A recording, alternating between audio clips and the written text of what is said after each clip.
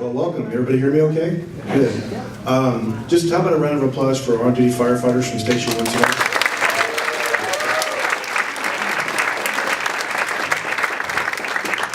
I didn't order them to be here. I asked them, and I appreciate their support tonight. So thanks, guys. Okay.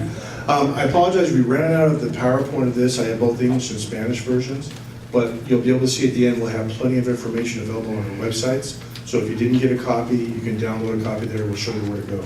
So again, I apologize for that. I was told 40 people, but I figured it's a Steve party. It's going to be triple that, and I apologize. So what I do have, if you did grab it, is we have a list from Monterey County Public Works of all the sandbag distribution locations throughout Monterey County. We also have from the PowerPoint as a separate flyer, pretty much why moving water is dangerous. We're going to touch on that. But more importantly, a whole host of websites and basic information to keep you safe in the event of potential flooding, not to mention the actual PowerPoint. So with that, we'll go ahead and get started. By show of hands, how many residents were here in 1995? Quite a few. How about 1997? Quite a few. Well, as you know, Monterey County does have a history of flooding, and for those that raise their hand, I don't have to tell you about that. So this is an artist's rendition of what the Salinas River did in 1995. You can see Highway 68 was unpassable, as Highway 1 was underwater. So the peninsula was pretty much an island unto itself in the valley. But most importantly, the river went back to its original path. Many don't know this, but the Salinas River used to flow to Moss Landing. That's where it exited into the bay. And as rivers do, when they reach flood stage, they go where they want. They usually tend to take the path of lowest resistance, which is their natural flow. So what's our goals for tonight? Really to prepare the community if we do flood. I'm not going to say we're going to flood, but I think after the presentation you'll understand three things. One, we flooded in the past. Two, we can flood again. And three, we need to be prepared. And that's really the essence we want to leave you with this evening. We have great media cooperation. They're actually filming this. It'll be on the news tonight. Locations of sandbags, if you request them or if you need them, those have been provided to you. But really, what proactive steps to reduce our flooding? We're going to talk about clearing of the Salinas River Channel. And then we're going to enhance our emergency response capability. 3 months ago, the mayor called me in his office and said, "Chief, are we prepared for flooding?" And I basically said no. I can't tell you what he said after that because we have children in the room. So as a byproduct of that, this is what we're doing to enhance our flood response capability. I really want to thank the council for their unwavering support on public safety. So there's a whole host of agencies that have been assisting us. Monterey County OES, Sherry Collins is in the back. You'll hear from her tonight. We're a strong partner together in really preparing our communities, but not only that, but in the inevitability of a disaster, working side by side to make sure that Monterey County residents are safe. Too many associations, but you can see it's a combination of a lot of agencies, public, private, different levels of government, really working together as we should in a collaborative effort to make sure that we're prepared. So this is what Castroville looked like in 1997. That's what we want to avoid.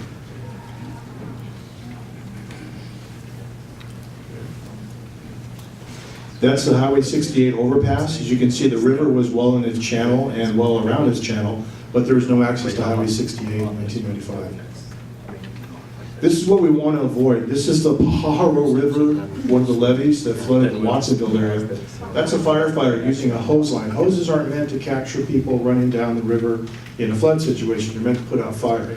So brave firefighters trying to do what they could with the equipment they have, but that's very dangerous. One of the statistics you're going to see is that 50% of all victims that drown are would-be rescuers, and that's what we want to avoid at all costs. So history of flooding in California. The worst flood ever was 1862. It rained for 45 days straight. That's 5 more days than Noah got. But it bankrupted California. It actually changed our economy from one of ranching at the time to farming. So you can imagine bankrupting as a small state at the time, not well developed. But most of the San Joaquin, Sacramento valleys had 4 feet of water. It was an inland sea. Most of LA and Orange counties were bankrupt. That was caused by an atmospheric river. We're going to hope to God that we don't have that this winter, but we're going to talk about some of the weather patterns that we could get, and you'll see little initials like LN and EN. LN stands for La Niña. We're going to talk about that. And EN is, of course, El Niño, and we'll talk more about that. 1955, it rained 15 inches in one day across Northern California. Stockton and Sacramento were heavily flooded. March 1964, the sixth wettest day ever. It was a 500-year flood event here in Northern California. And again, that was a La Niña event. El Niño in '82, which was a strong El Niño, we had $280 million in damages across California. That was over 30 years ago. Imagine what that dollar loss would be today in terms of those dollars. February '86 was a 1,000-year flood event. I worked a large part of that as a brand new paramedic in Northern California, and believe me, it was a wet, wet winter. January '95, 1862, the Salinas River peaked at the record ever. We topped it in 1995 by 4 feet. So you see the capability that flooding has. 1997, we had the singlest day recorded in Monterey County's history. I believe it was, 12 inches in one day. But over a 12-day period, we got 30 inches of rain. We normally don't get 30 inches in a year, so you can imagine how much water came down during that period. And again, that was an El Niño year. We're going to talk about the comparisons between '97 and this year as we go through the presentation. Sorry about that. So what flood damages occurred to the most extent in our past recent? All of them received state and federal disasters elections. That means you have a lot of damage to get to a state and federal disaster declaration, as Sherry will tell you later on. That's what we don't want to get to. In 1998, 29,000 acres were damaged. There's about 45 million agricultural losses. 95, in January and March, we had 2 major storm systems. 11,000 residents were displaced, 230 million alone in the county from damages caused by rain. In 1997, which again was an El Niño, in particular to the city of Salinas, Carr Lake, Gavilan, Santa Rita, and the Tividac Creeks. The Salinas River flooded to basically Blanco Road, as people remember. And our mobile home park on Kern Street, as the mayor said, had 4 feet of water for 11 days. So preparations. Right now, today, your police and fire departments are not prepared. That will change dramatically as we go through this presentation. Again, what is needed? Specialized training and equipment. We're going to talk a lot about that. So what is El Niño? It's basically a warming of the equatorial waters across the Central Pacific. So since 1951, we've had 5 years that were categorized as strong El Niños. What is a strong El Niño? We're going to see in a graph here in a minute. During these, our rainfall totals are usually 140% of normal. I know we're coming out of a drought, we need rain, we just don't need it over 3 days. I think we can all agree on that. However, in 1997-98, the ocean temperatures were 2.7 degrees higher than normal. That categorizes a strong El Niño. This year, they're actually almost 2 degrees higher than that. So we don't really know what's going to happen. But again, what's our thing? We have to be prepared. So what's La Niña? It's the opposite. It's a cooling of the equatorial waters below normal during the winter. As you'll see, we've had strong winters in El Niño years and strong winters in La Niña years. It really doesn't matter, but it does matter. And as we go through this, it'll kind of make some sense. So this is a graph of all the El Niños and La Niñas in California's modern history. You'll see some very familiar dates. The winter of '82, we had significant flooding. The winter of '97, again, we had significant flooding in Northern California. But you also see some years. I talked about 1964. That was a weak La Niña. So the bottom line is, like weather, you really don't know, but you have to be prepared. So this is a picture from the internet of what the equatorial waters look like on the left in 1997-98. You can see almost across the entire equatorial waters in the Pacific, it was much warmer than normal. But look at this year's from a picture in July. It's much more defined, it's darker, it's wider. And what's baffling climatologists is you see the warming waters up and down the coast of the western US and Mexico all the way up to Alaska. That's never happened. And if people say El Niño is coming, they're actually incorrect. El Niño is here, and it's been affecting our weather patterns since July, and we'll talk about that. So winter 2015-2016 predictions. We know that the El Niño in 1997, this one this year is actually larger. We know that as a fact. It's 95% predictable that if we do have El Nino severe storms, we're looking at the window of December to March. Traditionally in California, January through March is our wettest periods. It's already responsible actually for 17, since I wrote this, 17 hurricanes have occurred in the Pacific. And that's a 33% increase. There's actually one right now, it's gonna go to category 4, but it's gonna drift off of Hawaii. But that's what's causing a lot. How many saw the flooding in Southern California this past week? Okay, that was caused by hurricane remnants of subtropical moisture that come up and affect Southern California.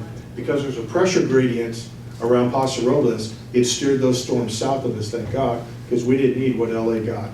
But that's a product of what's happening in the Pacific right now because of the warming of El Nino. Typically, Southern California and the Southwest have borne the brunt of El Nino storms, but as we see in Monterey County, that's not always the case. Past 4 El Ninos, it's a coin toss. It's 50-50. Of the past strong El Ninos recorded, 2 were, oh my God, and 2 were nothing happened. So with those odds, what's the best thing to be? Prepared. Exactly.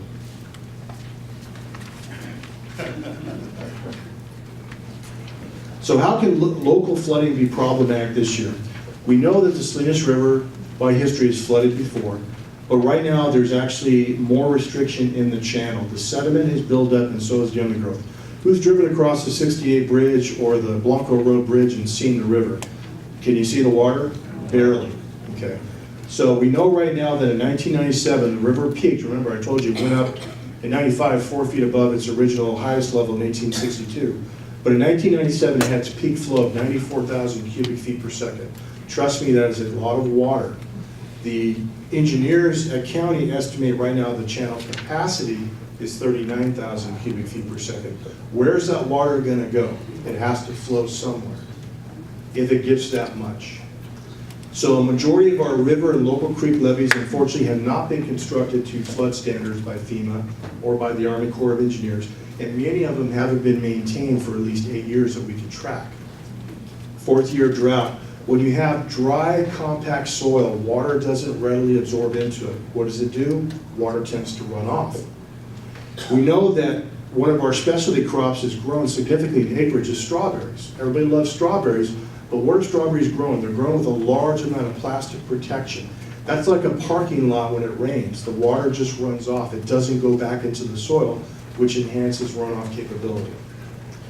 Our environmental and flood standard changes have been stricter and changed since 1997. How many have heard of the Leafy Green Act? Okay. What that says basically in a nutshell is when it does rain, you have to test the farmland when the waters recede. Make sure they're not contaminated. They have to be tested for a period of time. That delays the growing season.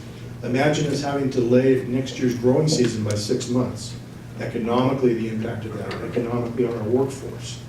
So you start to see the compounding that potential flooding could have. So what's needed to prepare Salinas? And this is born out of my conversation with the mayor and our work with council and our city manager. We need swiftwater rescue training for all of our personnel. That's ongoing, and we'll talk about those timelines. We need personal protective equipment. We need rescue boats and related equipment. We're obviously going to purchase a cargo trailer to get us quickly out to the scene of those emergencies. All of our command staff's going to receive extensive training.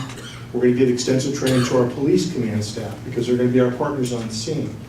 We're also doing first responder awareness for water rescue for public works personnel. We're going to talk a lot about what public works is doing. We really want to extend out Alert Monterey. There's brochures out there, and we'll talk about that. We have the website at the end of the presentation. Alert Monterey is a cellular-based system where you can get alerts on flooding, flood dangers, or any kind of natural or man-made disaster, where to go, where to evacuate, current predictions, current weather forecasts. We're going to be getting a lot of information this winter out on Alert Monterey, and I can't emphasize that point enough. If you have a cell phone, sign up. It's free, and it's great information to help you be prepared. And also, we've received the funding that we need, which is just about $100,000 to do all this. So we're using our money as cost-effectively and as efficiently as we can. So potential Salinas River, City of Salinas flooding predictions.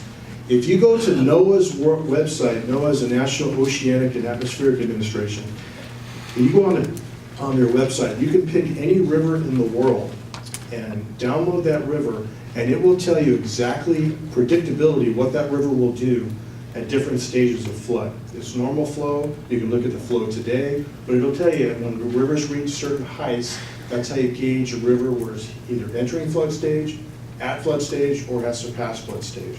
So we looked at what it said about the Salinas River. We know the historic crest occurred in 1995. It was at 30.29 feet. And remember, that was 4 feet above what it did in 1862. At that level in 1998, which wasn't as severe in some areas, it hit 24.54 feet. So we looked at those two depths, 24 feet and 30 feet. So at 24 feet, all the low areas around the Salinas River will have significant flooding.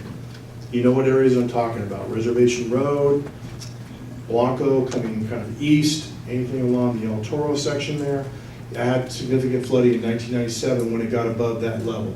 Okay. Spreckles is about to flood or has flooding that's imminent. 30 feet, the entire lower Salinas Valley will have disastrous flooding. City is in danger of flooding. Most of Castroville will flood. All roads near the Salinas River will be impassable.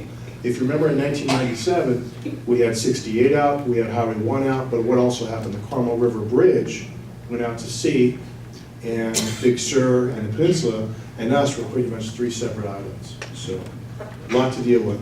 Again, those are predictions based on historical data, and I say that purely as what they are, just predictions. But it's important to know with history what's happened in the past so we can what? Better prepare ourselves. So timelines for emergency response. All the funding was approved last August, or should be this August. We're doing online training that's going to commence this week with our personnel. Hands-on boat and rescue training, we have dates for those. Public works staff training.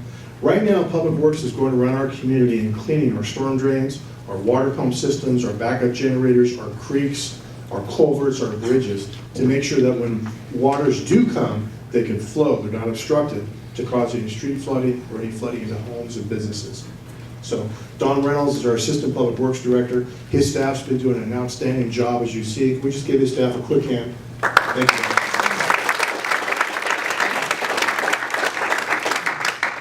We're training our staff to staff up an emergency operations center if needed. That's in conjunction with Monterey County OES. We have a great emergency operations center. Unfortunately, it's been used too many times in Monterey County's history, but the people that are well-versed and trained in it, it's our goal not to staff it up. If we do, we can quickly get as much state and federal assistance as we need here as quick as we can.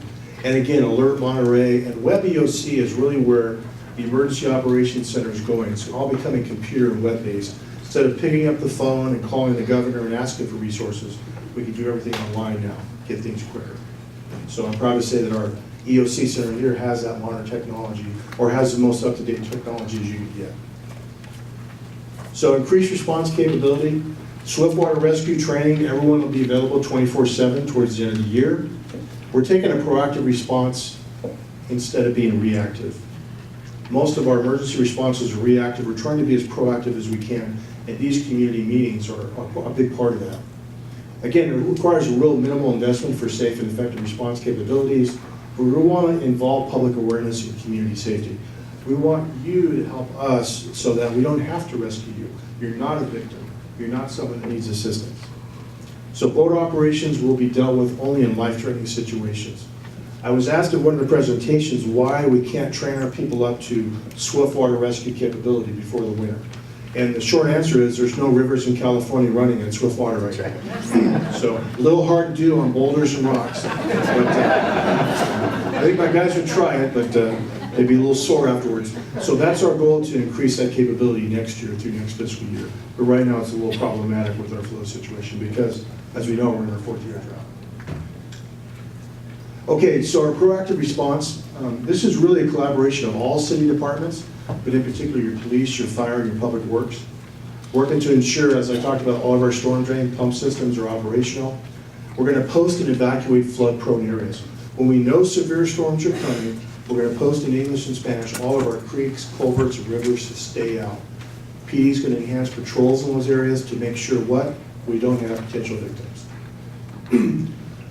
We're going to open up shelters in continuance with our city-county plan to make sure that if someone does need shelter in severe weather, they're not looking to live in a culvert or live in a bridge or something like that, they have a place to go that's warm, that's safe. Again, we're going to increase our police and fire staffing. During severe storms and basic storms that we get from time to time across the winter, the PD call volume, Sergeant, goes up 80, 90% easily? Yeah. And it's probably a good figure that for the fire department too. Trees down, wires down, minor flooding incidents, car accidents, you know, it gets really, really busy. So during those times we know we're going to be proactive and increase our staffing. PSAs, flood prevention tips, post-patrol dangerous areas in English and Spanish. We're working with all the media. Two of our largest media, KUN and KSPW, are here tonight, so they're getting this information. This information is also available on their websites. So we're very proud of that cooperation that we have with our local media. Sandbags, sand and heavy equipment, that's being coordinated between County Public Works and our Public Works. And again, you have a list there of all the locations available countywide if you should so need sandbags or sandbag equipment. So SPD resources, we have our SWAT vehicle. It's actually capable of moving in 3 feet of moving water and can rescue 10 people. It's something that we don't hope that we ever have to use, but it's also a resource that we have today that we didn't have in 1995 or 1997. So what are some potential losses? In working with our local Farm Bureau and our agricultural partners, our losses could exceed $1 billion if we had significant flooding to the levels that we talked about with flood waters reaching 24 or 30 feet. Total loss of $230 million from 1997, as we know, could be exceeded. Flooded roads, lost bridges would affect tourism. If you can't get to our beautiful spots in the peninsula, where are our tourists going to go? This is unsafe. Firefighters in structural turnout gear, helmets with a PPE, that's not good. That's what we want to avoid. Our firefighters will go to that extreme, but we want to train them safely, we want to equip and effective them safely so that they can help people in need if so called to do so. This is where we want to go to: dry suits, PFDs, helmets, lighting equipment. That's safe in water rescue. But one thing that people don't understand is flood waters are also contaminated waters. Everything gets in the water. It's not just fresh water, so you don't know what's in it. So after we get into a rescue situation, we have to decom or decontaminate our clothing and our personnel. So a lot of work's going into it, a lot of preparatory plans. So some of the work that Public Works is doing, this is a bridge under North Main Street. Imagine if it rained today in this situation. We have someone living here. Look at the obstructions. How can the victim get out? Where's that water going to go? It's going to filter up. It's going to go under Main Street. It's going to take out Main Street. It's going to undermine that bridge system. So just like I said, a yeoman's job of Public Works, really working hard to make sure that this is eliminated. Division Creek over on the east side, again, cleaning debris, making sure the culverts flow, clearing back brush so that it's dry now, but as people know on the east side, when it does flood, this can flood and cause damage to homes. So you can imagine the amount of work that Public Works is doing all around the town to make sure that our waterways are clear and that firefighters and police officers don't have to go in and rescue people. Another culvert on Main Street, someone was actually living here. You see in the picture, there's bars. Where's that water going to go? It's going to filter out. How can we rescue someone underwater? Very problematic. So these are the things we're being proactive to eliminate before winter rains do come.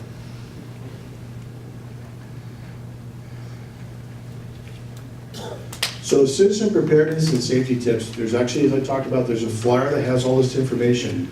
And really, it's help us help you.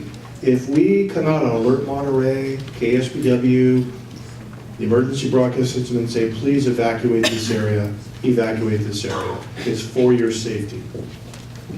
50% of drowning victims, as I talked about, are rescuers, will be rescuers. One thing I told the mayor and our city manager, I will not go to a firefighter or a police officer funeral while I'm chief. So we're going to train our people and equip them as best we can within our budget. Alert Monterey, cannot stress that enough. I know Sherry's going to talk more about it in just a minute, but really that's a great way to get information, know what's going on, most up to date, and it's stuff that we can push out as quick as we can. The website's right there. We have brochures in the back. Tips for flood safety, protecting your home or business, and general safety around moving water. And we're going to talk about the dangers of moving water in just a second. A whole host of websites. Monterey County OES has a great amount of information. NOAA Flood Safety, where a lot of the factual information in this presentation came from. FEMA has great, already done English and Spanish flood response tips, flood response insurance corrections, how to get flood insurance, how to apply for it, disaster aid, how to make sure you're not a victim, great information on FEMA, and flood safety tips, floodsmart.gov, another great website with just a whole host of too much information that I couldn't share with you tonight, but feel free to look these up and get as much information as you feel you need to prepare yourself and your families. So how dangerous is moving water? Well, 6 inches of moving water can knock a man my size down. Doesn't sound like much, but that's true. A car can be swept away in 2 feet of water. How many have seen people try to drive through flooded areas and the car starts to float away?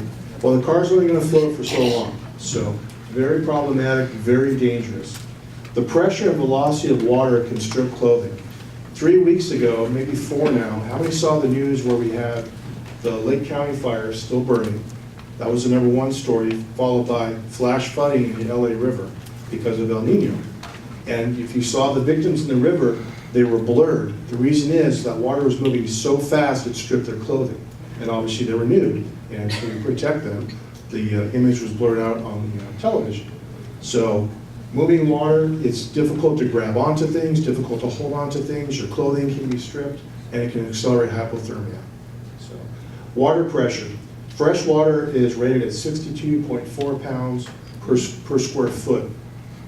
Now you push that up against a culvert or a beam or a bridge above it, you're trapped. As the water rises, you can't breathe, you're stuck. Rescue is very improbable. That's the dangers of moving water. You know, this past summer there was a Austin City firefighter who was on a water rescue call in turnouts.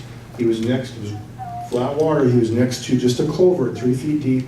He fell into it, got sucked in the culvert, he was killed. That quick. That's how dangerous moving water is. So we can't emphasize that enough. Keep out of areas that are posted as dangerous. If police and fire have said this area is dangerous, please, for your sake, your family's sake, keep out. And again, just common sense is stay away from moving and flooding waters.